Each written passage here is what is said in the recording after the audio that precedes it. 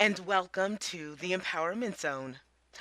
Our guest is Diane Lang. She is a positive living expert and psychotherapist. Diane is a nationally recognized speaker, author, educator, therapist, and media expert. She is extremely mediagenic. Yes, I said mediagenic. And she offers expertise on a variety of health and wellness topics about creating balance and finding happiness through positive living, as well as multiple mental health, lifestyle, and parenting needs. In addition to holding multiple counseling positions, Diane is also an adjunct professor at Montclair State University. Our guest has been interviewed for numerous magazine and newspaper articles and has been a frequent guest on radio and TV shows, including Fox and Friends on the Fox News Network. She is a monthly contributor for Family Beautiful magazine, a weekly columnist for MommyTalk.com, a regular featured expert on The Expat Show, broadcasted weekly on the New York ABC affiliate WTBQ AM, and a blogger at www.pazoo.com. Diane is also the author of two books, Baby Steps, The Path from Motherhood to Career, and Creating Balance and Finding Happiness. Diane, welcome to the Empowerment Zone. Thank you so much for having me. Well, when I found out about your premise, the 6 reasons why we should embrace mistakes to create a balanced and happier life, I just knew that what you had to say would be excellent for our listeners here in the Empowerment Zone and our readers at MWIB. You say that we can't be successful without taking a jump, a leap of faith within ourselves, even if there is a chance of failing. I understand that your premise says that mistakes are teachable moments and much more, and they should affect us positively and not be viewed as negative. So tell us a little bit about that. How did you reach that conclusion? Well, you know what?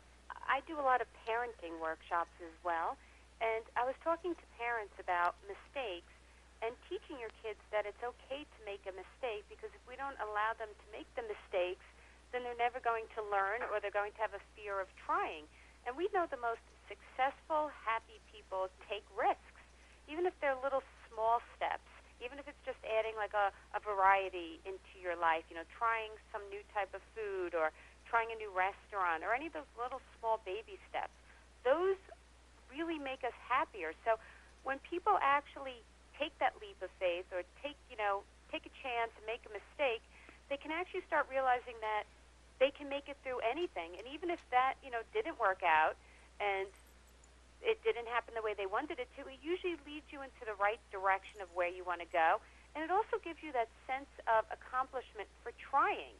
And not only do we want kids to, really take those risks and find their independence and to feel that sense of accomplishment for trying, we want adults to do the same. So really, making a mistake really is just a teachable moment. And we should look at it as a positive because, again, it makes us happier, it makes us more successful, it gives us that sense of accomplishment, and it teaches our kids to really go out there and make an effort. So it really helps overall. So by doing this, you're a role model to your kids if you have kids. Well, funny thing, you say that the happiest people are always learning. I mean, you talk about the adage, we learn from our mistakes, which all of us have heard from one time or another. And what do you mean the happiest people are always learning? Well, what happens is if we stop learning professionally and personally, we become very stale or stagnant, and that stagnation can lead to depression. We are really our happiest when we're always ongoing learning. And it doesn't have to be a formal learning. I don't want everybody to think you have to rush back into the classroom or go back to college or get a certificate. It could be current events. It could be seeing a new documentary movie. It could be going to a wine tasting. It could be going on vacation where you go through a walking tour and learn about history. There's so many ways to keep growing. But really, we need to do that because if we don't, we really get that stale feeling. And when we feel stale and stuck, we We start feeling lost in our identity, and we start feeling unhappy and confused. And that's where we can hit depression. So the more you learn, again, both professionally and personally, the happier you are. And every time you take a class, you might realize, it's a mistake. I really didn't like this. I shouldn't have done this. But you do feel that sense of accomplishment for trying, and you get out there and you usually get some rewards for it. Maybe you meet somebody who you were supposed to meet who can help you with networking, or you meet, a new friend, or you meet somebody you're going to go on a date with. But there's always a positive out of trying. Okay, I like that. You also say that mistakes make us aware that we are not perfect. And I know, particularly as women, a lot of times we almost feel compelled to be super women. We want, if That's when so true. when we're entrepreneurs, as an example, we feel that we must really excel at what we're doing. If we're in the corporate arena as an executive, we feel that we must outdo, if you will, our male counterparts just to be considered on their level. So when you're talking about mistakes making us aware that we're not perfect and that is a positive, again, expound upon that, if you will. You know what? It's funny. I was just discussing this at a women's conference, and I'm going to show my age on this. But I remember growing up, and I was young during this. There was a commercial. I think it was Anjali perfume, and it was like you could bring home the bacon fried up in a pan and never forget to the man. And she's dressed in her high heels and her business suit. I She's looking remember great. that. She looks beautiful. You remember that? Yes. And it gave this really bad image for women. And not that there's anything wrong with wearing a business suit and heels and being beautiful, but it gave this image that we had to do everything, and we had to do it perfectly, and we had to look great during it. And that's not the truth. The reality is, if you're going to work full time, you're going to have a family, something's going to have to sacrifice a little. And it doesn't mean you're not having it all, because having it all is really about what you consider having it all. Hmm. And maybe by working and being home with your kids on weekends and nights is having it all for you, and having a nanny is having it all, or having somebody help or bringing in food is having it all. So really it's defining what your American dream is, not what society says it is. That's number one. But the other part is having a realistic image for women. Being what you can be, doing your best, that's for you, instead of always trying to keep up and comparing ourselves or keeping up with the Joneses, which really just sets us up for failure, because we're still who we are and we have to do what makes us happy.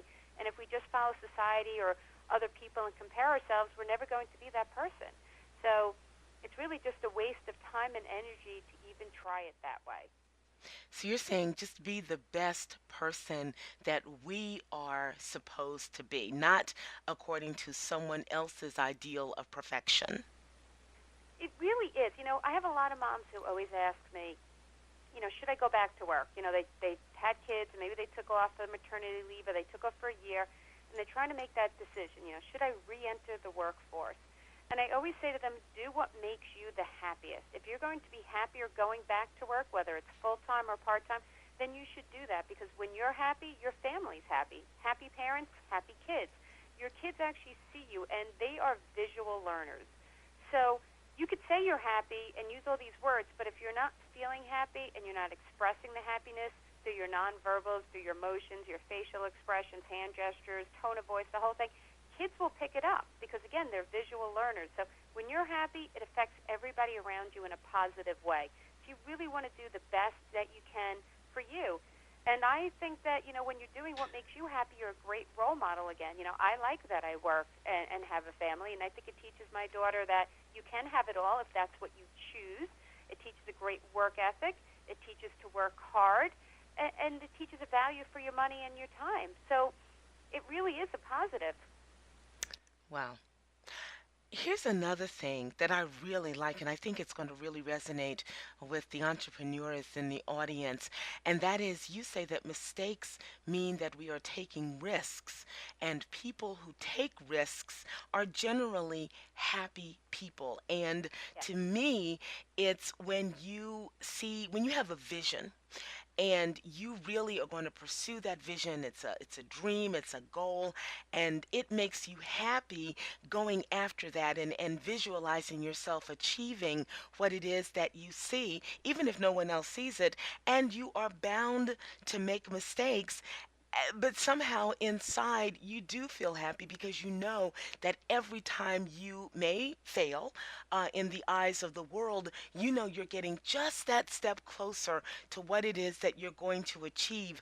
Is that what you mean by people who take risks are generally happy people? Yes, you're right along the lines that I was thinking. It really does make a difference when you take those risks and when you're always learning. And you have to remember that means you're growing. By taking risks, you're taking chances, you're growing as a person, and you're not letting fear control your life. And one of the reasons that we stay stuck and stale and become stagnant or depressed is because of fear. You know, we're a society that's addicted to fear. And it's okay to have some fear. I don't want to say that fear is a bad emotion, because when you're fearful, it can help you be the best person. It can motivate you to be the best person. It can be great in a situation of survival and, a tragedy. But if you have that type of fear that numbs you, that you can't move forward, and that makes you just stuck, then it's going to lead to depression. So if you can use fear in a positive way to really motivate you or to reach your self-actualization, to reach your full potential, then fear is good. So it's okay to have a little, and we're always going to. I mean, every time you do take a risk, you're going to feel a little fear, but you want to learn to be able to work through it or cope with the fear so it doesn't make you stuck where you are. And see, when I hear that, I follow the belief that God has not given us a spirit of fear, that we are to go forward and realize that we really are more than conquerors, regardless of the situation. And what I think when I hear you say a little bit is always going to be there, I wonder, is that fear as people would define fear, or is that a sense of the unknown and being human? If we don't know and can't see around that corner, there's a little bit of trepidation. There's a little bit of, okay, I'm weighing this. Is this what I'm supposed to do? And yeah, if it's what I'm supposed to do, even if I don't understand it, but I'm really convinced that that's where I'm supposed to go, if you make a misstep, according to how you've put everything together, that's not going to be a negative. As a matter of fact, one of your points say that we develop a sense of accomplishment even when we make a mistake. How Right. does that work? Well, fear to me is a learned trait. I agree with you. I don't think God made us have fear. I think it's a learned trait that we get as we grow up, because if you watch kids, they're not fearful. Hmm. Actually, we wish they were a little more fearful, because, they'll touch a hot stove, they run in the street for a ball, but they don't have that fear. We learn the fear as we get older, and I think a lot of it is, environmental. Our parents, even though they're trying to protect us, they still install fear. Don't go near a stranger, don't Mm, talk to strangers. And as much as that's good advice, it still, puts fear in us. right. Just to use as an example. And then society puts more fear into us. So we really, we learn fear. And again, I do believe part of it is good, because it does motivate you. If you have this fear that, you can't do this, you're like, well, no, I'm going to do it. I'm going to prove to Okay. myself that I can do this. So a little fear, I think, is okay. And again, I believe it's a learned trait. But taking a risk, have you ever done something even though you didn't do it well, but you were so proud of yourself for just trying and making the effort because you didn't let fear stop you? Even something simple as cooking. Like, I don't know how to cook. I am not a good cook. I fully admit that. But if I try something new, even if it comes out horrible, I'm usually proud of myself that I could even follow the recipe, and that I did it, and that I took the time out. And I feel that sense of accomplishment that I tried something. And even if it didn't come out as great as I want, I still feel good about it, because you made that effort. You didn't let fear stop you. You didn't let fear procrastinate. You didn't let fear of, I can't do this, I'm not going to do this, I'm not good at this. You changed that, limiting belief, because you didn't let fear stop you. And then you can continue on, and you might realize, well, I really don't want to cook because I'm not enjoying this. Or you might realize, well, I want to try it again. And maybe you'll get even a better, luck next time, and the meatloaf will be better. But you keep up that sense of accomplishment, and that takes you to the next level. And it also helps you, again, even if my meatloaf came out horrible and that was a mistake or a failure, as people would say, I could realize, okay, well, this was not the right thing for me, not because I'm not good at it, but I really didn't enjoy it. I didn't get flow, that flow feeling when you're doing something you love. Right. And that's what we look for, because flow is what makes us happy.